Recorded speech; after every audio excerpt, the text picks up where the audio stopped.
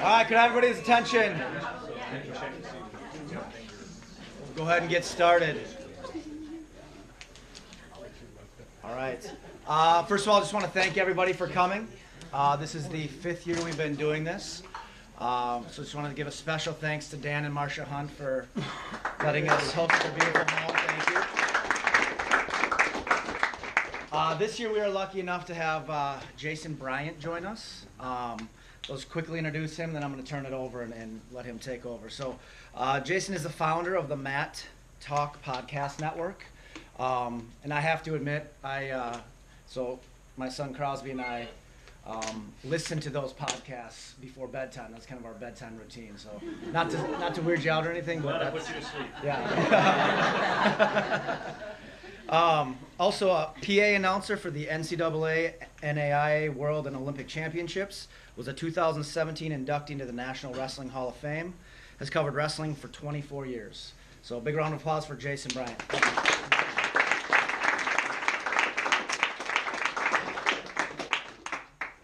Do my best to stand in front of the camera here. We good? We good?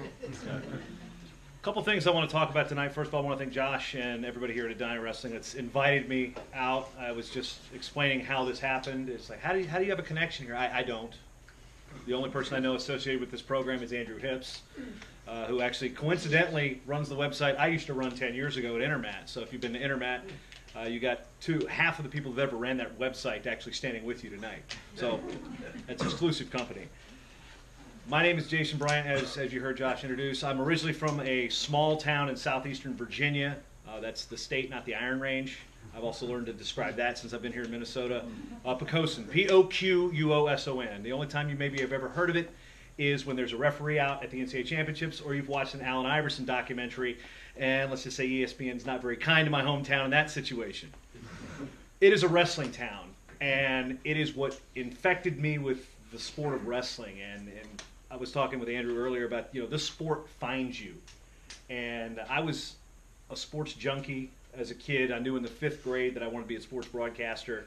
And I was that kid who would sit there and I would be back when SportsCenter showed highlights. I know this might be a foreign concept to some of you kids, but your parents know what I'm talking about.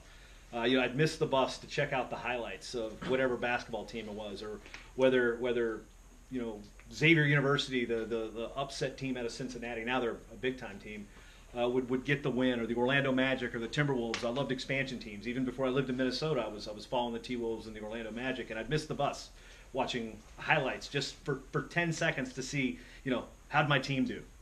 So sports has been involved in my life for a very, very long time. I announced 8 sports in high school.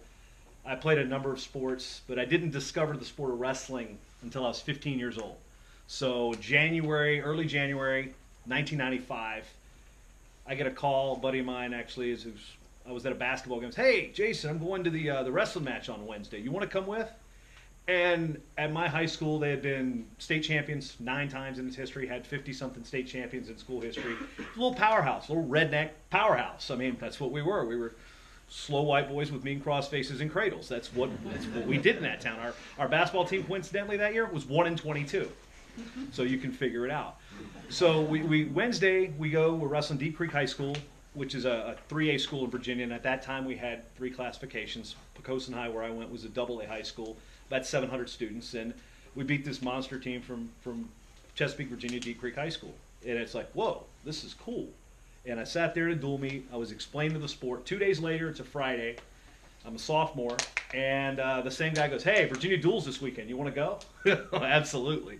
Made up I skipped school on a Friday, so I don't advocate skipping a school, by the way. But in my case, I think it's allowed. So Friday, we're at the Hampton Coliseum, watching the first year of the National High School Invitational Tournament. This is before the Clash was even a thing nationally. And we're wrestling the 18th ranked team in the country, McEachern, Georgia. They had a guy named Todd Lambert who had won 130 matches in a row. They were big time. They were the number 2 seed. Line Mountain, Pennsylvania was the number 1 seed. We were just the local AA school in there. And Poquoson High School won that match 27-26. It was the second high school dual meet I ever saw in my life, and I was hooked on the sport ever since. A year later, I get the great idea, I'm going to come out for the wrestling team. We're ranked 18th in the country. This was not a good experience for me physically. I made 89, and that was the first year 215, so thankfully I had two options when I really had no options. The wrestler below me was at 189, was a regional champion, 3-time state qualifier. My drill partner, 215, was an eventual state runner-up the next year. The heavyweight was every bit of 285 pounds and let me know it every single time. So wrestling for me was not an athletic success, but it taught me a bunch of things, and it led me down a career path that I could not have written. And hopefully I can do it justice and teach you guys a little bit about what I've learned from the sport, what I've learned about just life in general, and how you don't have to be the best right now to be the best in your future. And that might come off a little cocky and egotistical, but with my background in broadcasting and announcing, I've announced the Olympic Championships in 2016. I got to say, ladies and gentlemen, please rise for the national anthem of the United States of America for Helen Maroulis and Kyle Snyder. By far the two coolest experiences I've ever had, save the birth of my two daughters. See if you can figure this out. Lucy London and Ruby Rio. That's their names. Those are the greatest experience. Yes. Somebody got it? Figured it out? Who can figure that out? Why? The Olympics. Right. Lucy London was born in 2012. Ruby Rio was born in 2016. I'm 39 years old. There will not be a Tammy Tokyo. So, again, at the time, I was into sports. Wrestling kind of got in the way, but I was announcing baseball. I worked at a newspaper as a phone snagger. You see the scores in the Star Tribune? You know, I'd be pick up the phone. Daily Press Sports, Jason. Yeah, hold on. I'd be typing in the scores, and I'd get a little bit of that into the Daily Press, which was our major newspaper. We had two. We had you have the Star Trib and the Pioneer Press. We kind of had the same, the Daily Press and the Virginia Pilot. So, working through all that stuff, and I will get to some of the root situations that brought us to that success, but when I was 14 years old and I fired up a microphone for the first time in March of 1994, and I said, now batting for the Poquoson Islanders. Yes, we're the Islanders, even though we're not on an island, unless at high tide. That started what I thought was going to be my career. I thought by the time I was 25, I was going to be on ESPN. I was going to be anchoring Sports Center like Keith Olbermann and Dan Patrick. Okay, now Jay Harris, for example. The Dan Patrick and Olbermann were the guys that you wanted to be when you were a broadcaster. I wanted to be Howard Cosell. He was the guy, for those of you who've heard the old Muhammad Ali, hey, talk like this, had a great voice for Muhammad Ali. My impression stinks. Your parents probably get it. I had goals, and I wanted to be the best, but at the time I wasn't. I was a horrible wrestler. I was a short, chunky basketball player, which usually led to me wrestling. Pretty good baseball player, but that's not where I was going to go. And I set goals early. So let me get to as I get to this story, I can kind of ramble here. So if my ADD will kick and squirrel. Old joke. So a couple things I learned about wanting to be the best I can be and realizing that I wasn't the best then. It's a process. And there's things that wrestling taught me, and I want to throw these out here. It taught me to be adaptable. It taught me to be resilient. It taught me to be dependable, and it taught me to be honest. This is the most humbling sport on the planet. You can talk a big game, but guess what happens when you go in that wrestling room? Your words don't matter. You've got a teammate, you got a drill partner, you got an opponent. They're going to put you in your place really quick. If you've worked hard, you'll win that. And guess what? It makes you humble too. I've found that people that talk about their accomplishments and embellish have this little karmatic response to them. They get what's coming to them because they're not just disrespecting the sport, they're disrespecting themselves. So honesty is something I like to preach. You could write my entire wrestling career on a Post-it note, and I'm not exaggerating. That is not hyperbole. That is exactly how bad of an athlete I was. But I also make the point to let that be known. So I'm not saying, oh yeah, I was a state champ. You know what? I tried to do that one time. I'll tell you a real story about how when I was dishonest once, and immediately it came back to bite me. So parents, I'm going to talk about bars here for a minute. So I'm in college at Old Dominion University in Norfolk, Virginia. I'm at a bar, and I'm wearing a Pennsylvania wrestling jacket that I get in Fargo, having a good time. And I see this guy's a bouncer, and he looks at me and goes, oh, you wrestle? It's like, yeah. It's a two-time PA state champ. Trying to just see what's going to happen. He goes, yeah. I said, where'd you wrestle? He goes, Northampton, Eastern Shore. And I looked at him, I'm like, yeah, I'm not a two-time PA state champ. Who was that bouncer? He was the first guy I ever wrestled in my life. True story. True story. Andre Elliott from Northampton High School. So I have to sidetrack this story to tell you another story, so bear with me here. So I'm 16. I told you that, right? I'm wrestling. I've been to 2 practices. I go to wrestle at the Bethel Open. This was not a good idea. Weighed in. All right. A couple guys forfeit out, so there's 4 guys in the weight class. Okay, I'll get 3 matches. Virginia Easy system, Madison system, whatever they called it then. 1 team to 2 guys don't show up. Great. I see this behemoth named Andre Elliott standing there. Didn't know who he was at the time. My first ever tournament. First ever match. We walked in, my high school wrestling coach, and I and a couple guys. I was like, hey, that's a 6-year-old kid. I go, hey, coach, that kid knows more than me. Looked at me and goes, yes, he does. This was going to be a long, well, actually a short day in this case. So we go through it, and I'm that kid wearing the T-shirt and the shorts at the tournament. You know, the first-year guy you probably want to draw and be like, all right, cool. You know, it's the equivalent now when you get to high school, the guy with the USA Wrestling tattoo. You know, they got to be tough, right, if they're wearing shorts and a T-shirt. And I go up and I see him, and what do I do? I go talk to him. What am I, crazy? And I'm wearing my state wrestling tournament shirt that I'd been to a couple weeks earlier. And, you know, the one with all the names on the back? I go, oh, hey, man, how you doing? How long you wrestled? Forever. Oh, crap. Hey, so we were just chatting. He goes, hey, turn around for a second. And I do this, and he goes, yep, there I am. How'd you do? Was 3rd this year, was 2nd last year. Oh, boy. So the story of that, he came to the tournament looking for our starter because he was the only guy in the region that he hadn't beaten. He had beaten all the AAA guys. He'd beaten all the AA guys. He hadn't beaten the kid from Pocosin. Well, true, he hadn't beaten me yet, but he hadn't beaten our starter. He came looking for our starter, and he got me. So Coach taught me the Inside Step series, and as an upper weight, you got a 133-pounder in college teaching you a heavyweight how to wrestle. This is rough. This is rough. So I go out there, and whistle blows, and I was like, stance, okay, level 2, okay. And I'm talking myself how to, okay, bash the head. Wait, no. Level, you know, my 6-year-old daughter's level change is better than mine ever was.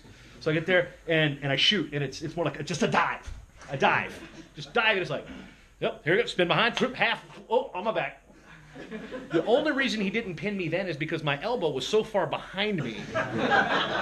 It was, and I'm not exaggerating. This was truly painful.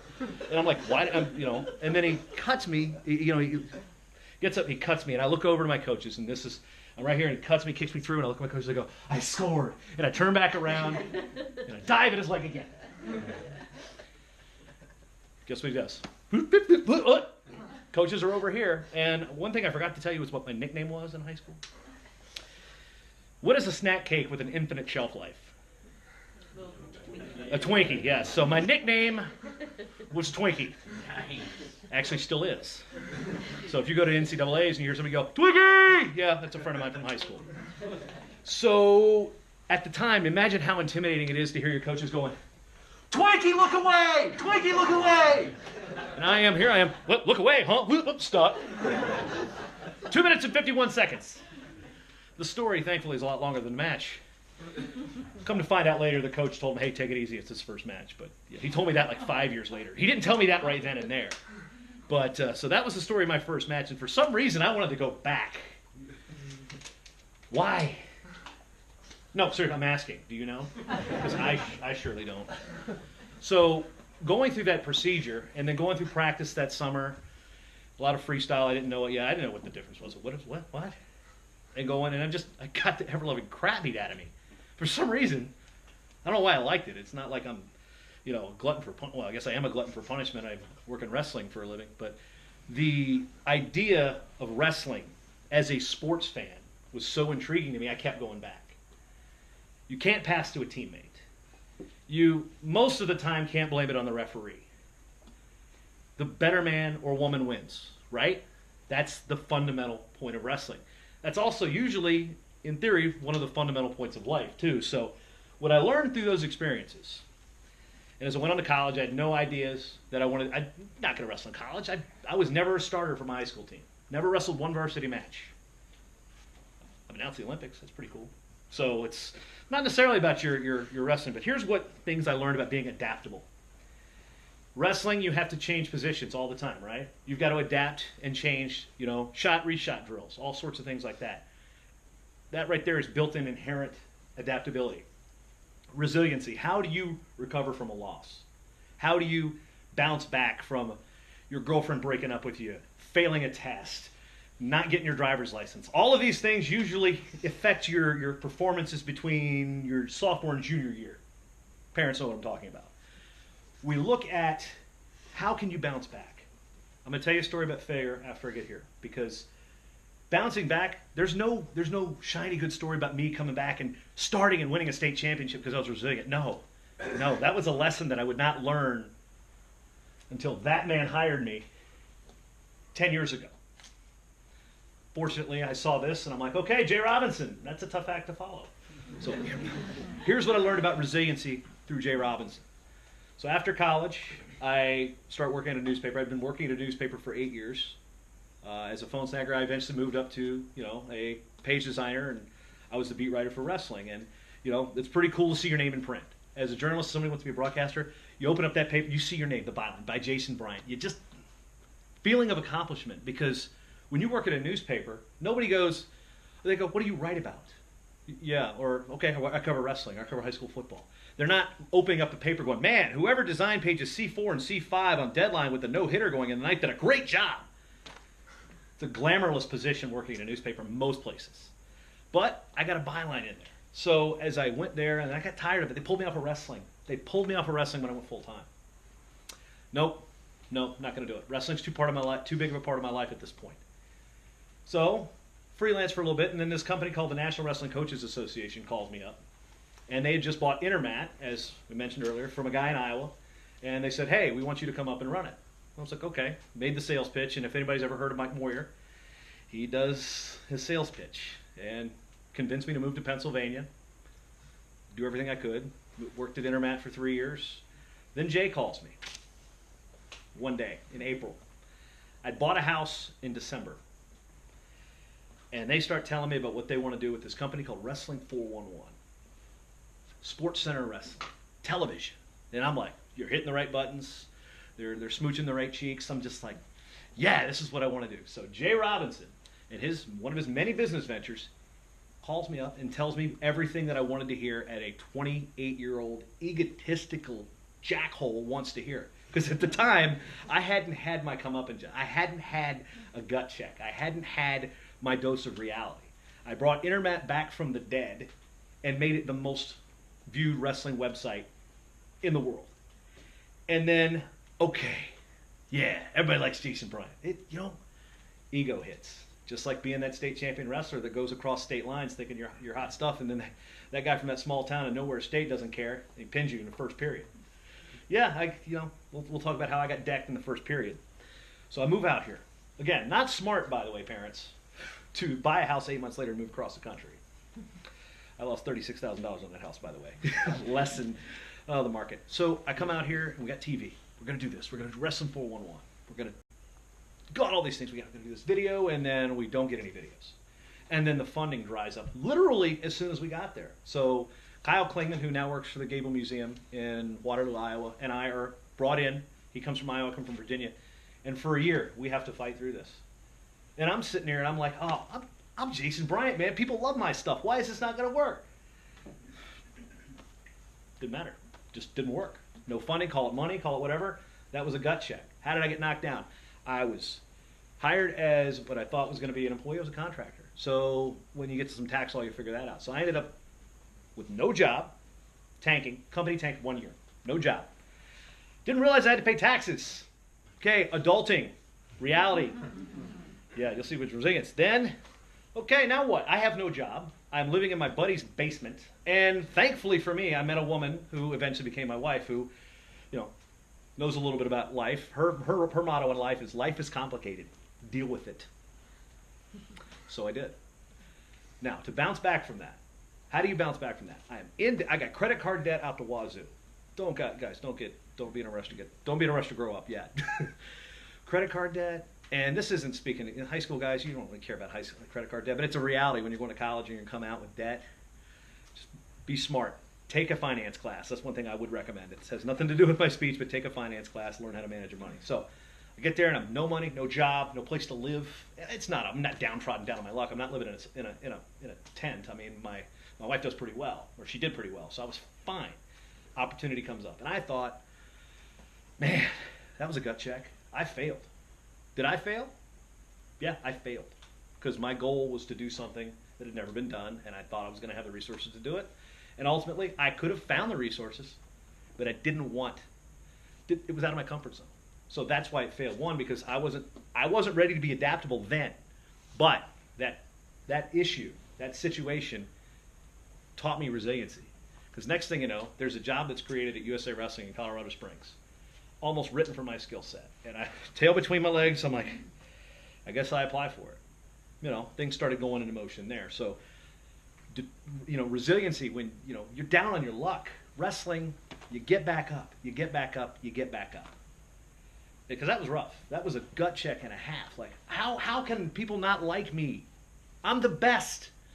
I wasn't the best yet, right? Remember what I said? You're not the best now to be the best later. I wasn't where I needed to be then. I wasn't there mentally. I wasn't there spiritually. I wasn't there physically. I wasn't healthy. I was, you know, I'm a big guy. I was a lot bigger then. So there's things that needed to be right with my life to learn that resiliency. And this gut check that Jay Robinson, no, and we speak, we're cool. You know, I think he still owes me some money, but we won't tell him that. Oh, wait, it's being recorded. No. So, you know, knocked down what I thought was my dream job, what was going to change my life. I was going to be on television, and then, all right, I'm back to doing the grunt work at USA Wrestling. Opportunities start, and opportunities, they come and they go. Moving here to take that chance changed my life, not just because of the job that failed after a year, or the fact that through there I met my wife, who is a Bethel graduate. She's got her master's from University of Minnesota. If you're familiar with the term out-punting your coverage, that's me right here, because I've married up big time. Opportunity, USA Wrestling's great 3 years. I get to cover an Olympic Games. You know, the name's starting to come back. My ego is in check. I realize that it can easy come, easy go. And then that's where dependability has come in. I became, to the point, almost too dependable at USA Wrestling, because I was so hell-bent on trying to make sure I didn't make the same mistakes that I did with Wrestling 411. Let my ego get in the way. Let my, you know, personal desires get ahead of what was good for other people. Kyle Klingman, for example, was somebody who I needed to rely on, and I didn't at the time. I mean, we weren't friends shortly after that. Now we're great friends, but it took almost 8 years to repair that relationship. So when you put yourself in front of, you know, the greater good, the team, I mean, wrestling is an individual and a team sport, but there's still a team message there. And that was the thing I did at USA Wrestling, is I became a team player, almost too dependable. Like 12 o'clock at night, Rich Bender will call me, hey, we got something, somebody's making fun of Mike Zadek for shooting a raccoon on the message boards. Yeah, hold on, I did it. You know, monitoring the message boards, don't ever do that either. So it was one of those things that you became dependable. They knew when they called you, you could do something for them. And being dependable is something wrestling taught you, because who is the most dependable person to you as a wrestler? Any guesses? Who do you depend on the most in that practice room? Your teammates? Is it your teammates? Is it your coach? They're all the correct answers. I'm going to boil it down even tighter. It's usually your drill partner, because that is the one person, no matter what your coach tells you, that is the one person that you have to depend on to make you better, whether you're the worst kid on the team or you're the best kid on the team. Because if you've noticed in wrestling, good wrestlers usually come in pairs. If you got a good 35, what are the weight classes now? Because they screwed them all up? No. You got a good 126 pounder, you're probably going to have a good 120 pounder and a good 132 pounder, right? That's how it kind of works. You're in a triangle. Well, usually the worst kid on that in that triangle is going to be pretty good by the end of the year, right? That's something you depend on your teammates to make you better. And that's one thing I didn't do with Wrestling 411, and that's something I learned how to do at USA Wrestling. That opened a door for me that I really have a hard time putting into words about, you know, without getting kind of choked up about it, because my wife is an amazing person, super smart, like just all around BA, like college athlete too. So hopefully we got some good genetics for my girls out of that, because it's definitely not coming from here. So opportunity comes, Amateur wrestling news. Anybody heard of it? Your parents probably, because kids, nobody reads AWN right now. I love it, but it's the oldest wrestling magazine in the country. Website called The Open Mat. It says, hey, we're going to merge with Amateur Wrestling News. We're going to take it, we're going to merge it, we're going to rebrand it, we're going to take it, we want you to run the show. And I'm like, speaking my language. You know, this is a reputable magazine. It's a great name in wrestling. It is when, you know, your I don't want to say grandparents, but maybe when your parents or grandparents were wrestling, and they'd go to the mailbox to get the scores of Amateur Wrestling News. What happened in college wrestling? That was the only way to do it. There was no Flow. There was no Internet. There was no Twitter. There was no Facebook. That's how we got things. I mean, thankfully I got the internet when I was a senior in high school, but AOL 53 hours a month doesn't really quite cut it, you know? So where was I going with that? Can anybody tell me? Oh, yes, my wife, yeah. So opportunity to come back. Can't forget her. And the Amateur Wrestling News thing, and it was like, okay. And then I got caught in the middle of an ownership squabble. But it wasn't about that job. It brought me back here to Minnesota. And again, blaming J-Rob for this, that first move to Minnesota 10 years ago now, brought me back here 6 years ago. My wife's a Minnesota girl, and I learned this. When you marry a Minnesota girl, you're going to come back here. You don't have a choice. Polar Vortex, I was kind of cursing that last week, but yeah, you're going to come back here. Opportunity, that Amateur Wrestling News thing kind of fell apart, and I was again caught in the middle. But this time, I didn't let my teammates down. I was dependable. I was honest. I had already been through that resiliency thing, so I was fine. I didn't have to worry about this. And I was adaptable because, okay, what's going to happen? I got this podcast I started. Cool. Got tired of taking orders from everybody else. I started my own company. 5 years later, I'm doing, I've got 50 to 60,000 downloads a month. I've got good partners. I got good shows. As a matter of fact, I got a client standing right here. And, Intermat's got 2 shows on my network. I've had Mario Lopez on my show. I've had Loudon Swain, aka Matthew Modine from Vision Quest. I know you've all seen Vision Quest, right? Yeah, he's been on my show. The outdoors have opened to announce wrestling tournaments across the nation, across the world. So if I wasn't beat down by Wrestling 411, if I didn't learn how to be resilient from that failure, that I have to own. You have to own your failures and don't be afraid to fail. I guess that's the buzzword here. That's the cliche. That's the message. Failing's okay. You just don't mail it in. That's the difference. There's a difference between failing because you tried and failing because you didn't. I tried. I tried the wrong way, but I learned from it. And that was something that, again, it took years for me to figure that out. Years. It's not something, oh, now I get it. No, you need it's your teammates. My wife, for example, is my drill partner. Not quite like that. My wife was my dependable teammate. As I'm making the decision, say, I don't want to have to start another website. I don't want to have to compete with themat.com, which I help rebuild, with Andrew at Internet, who's a buddy of mine, and I help with that site. I don't want to have to fight with the Open Mat, Amateur Wrestling. I was like, no. So I said, wait a minute, I'm thinking about this all wrong. So I started a podcast network, doing on-demand content at what I'm good at, broadcasting. So it took a while, and it took failures to basically build my company. But that's not the coolest part of the story. What do you think the coolest part of the story is? Anybody? I work in wrestling. There's no money in wrestling, son. No. You're either a coach or you're hurt. No. Thankfully, I have a job in wrestling that involves me not getting crap beat out of me by kids every day. Because I guarantee you, every single wrestler in this room is better than me.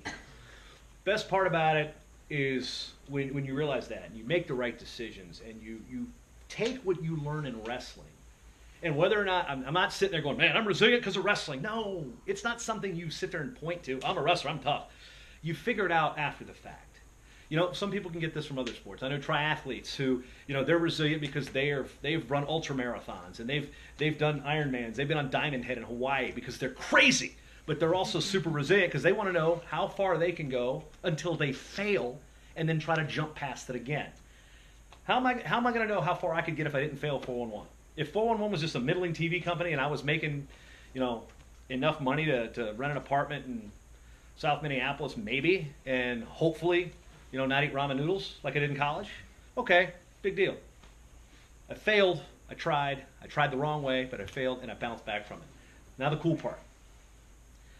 Everything that I did back from 10 years ago to 25 years ago was set by a goal.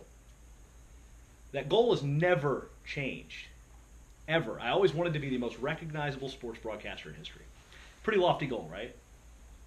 Now with thousands of broadcasters, internet TV, and guys like Mark Bader screaming in the microphone, you know, things like that. I mean, there's notable people, but I will never be able to accomplish that goal.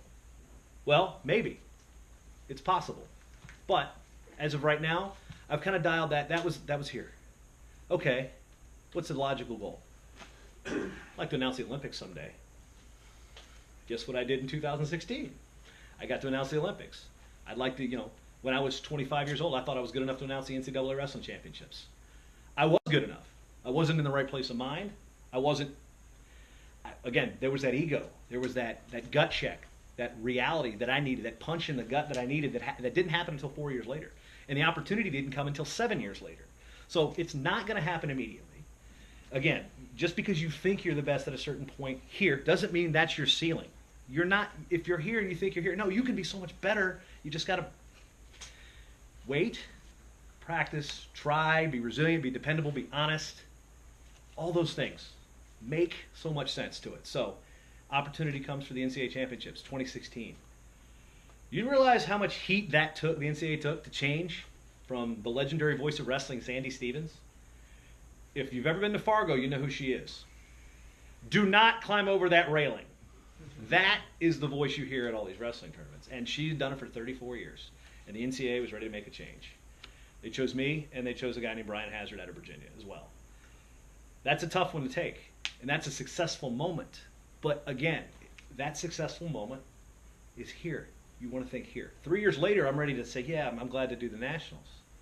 So that first year was kind of tough. You have to follow a legend. It's very tough. But that led to announcing the World Championships. That led to NCAA Championships. I'm doing the NAIA Championships this year, the Division III Championships this year, the Division I Championships, the World Team Trials, both Final X's. I get to see the coolest freaking wrestling in the world. It's because I failed.